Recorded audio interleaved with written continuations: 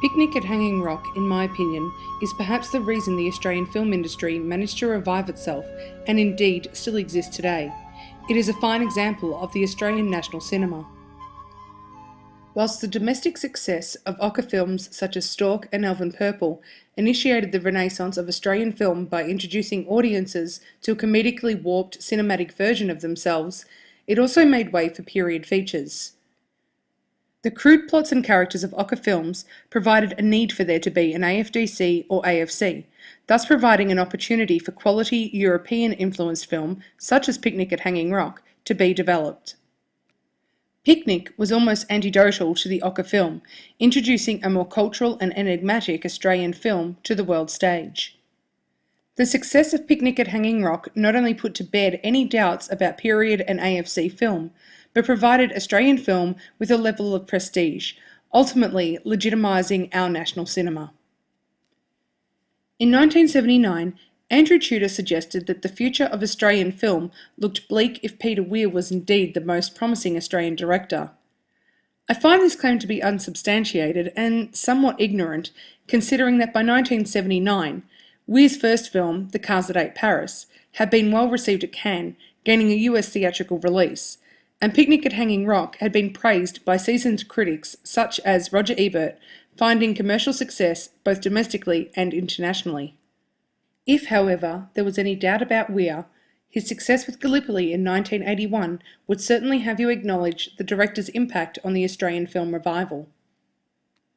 Picnic at Hanging Rock is a great example of an Australian Renaissance film, a book adaptation of a period narrative consisting of long shots and little action, utilising landscape both in storytelling and mise-en-scène. Australian period film worked to establish that Australians had both a history and a culture of its own, and Picnic at Hanging Rock is certainly a cinematic protest of Australia's British history and struggle for identity. Have you got your lines by heart? Well, have you? I can't. It doesn't make sense. Sense? You little ignoramus. Evidently you don't know that Mrs. Felicia Hemans is considered one of the finest of our English poets. I know another piece of poetry by heart. It has ever so many verses, much more than the Wreck of the Hesperus. Would that do? What is the name of this poem?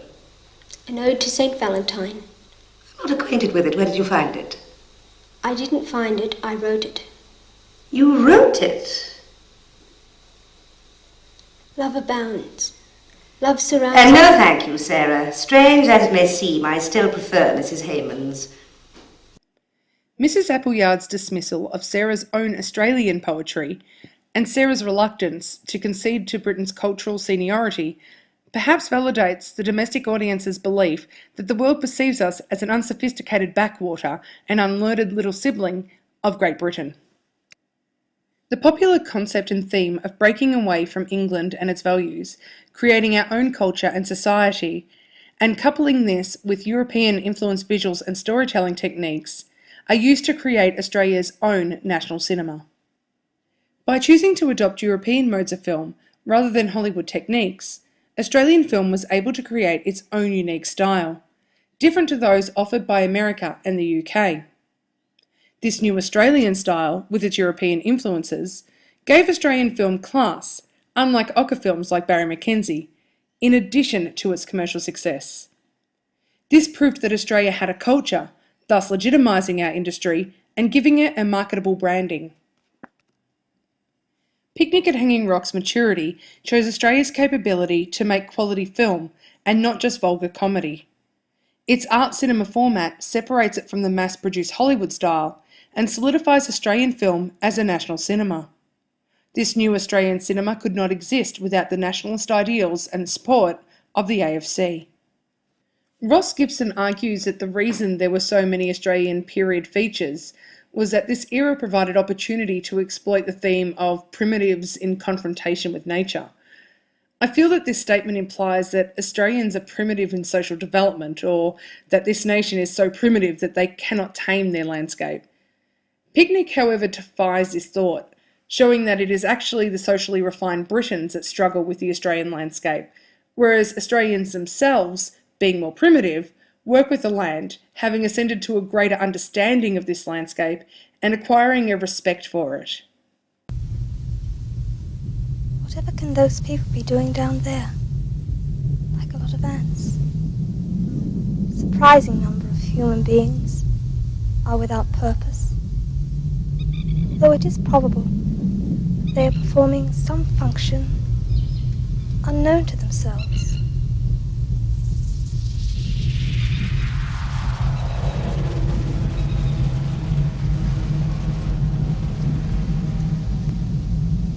Everything begins and ends at exactly the right time and place. Landscape is not a matter of time, but rather of understanding. Perhaps this commentary from Miranda reminds us that, having gained knowledge of this distant land, Australia, the time has come for its people to say goodbye to their older sibling, England, and continue to occupy the country independently. Furthermore, Picnic is not just a film about Australian independence in the early 1900s, but a reminder of what our nation should be focused on at the time of the film's release. With Picnic, life imitates art, with the well-liked Prime Minister Gough Whitlam dismissed by a representative of England, the Governor-General. It is also at this time that Australia makes an independent stand by declaring a replacement of God Save the Queen as its national anthem. Common in Australian Renaissance films is the idea of landscape playing a central character. With Picnic at Hanging Rock, it's the rock itself that is presented as an antagonistic character.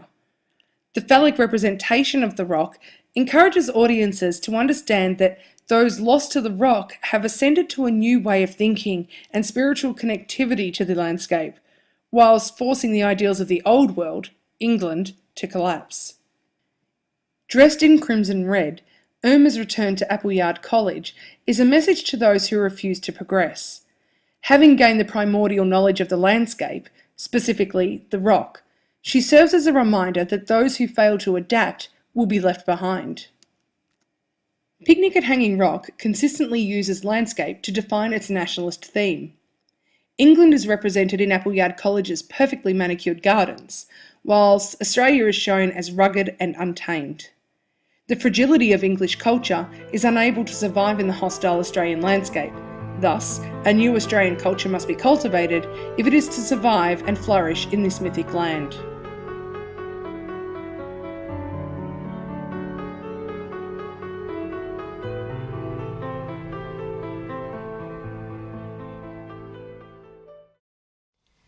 Black horse, white horse, brown horse grey, trotting down the paddock on a bright sunny day.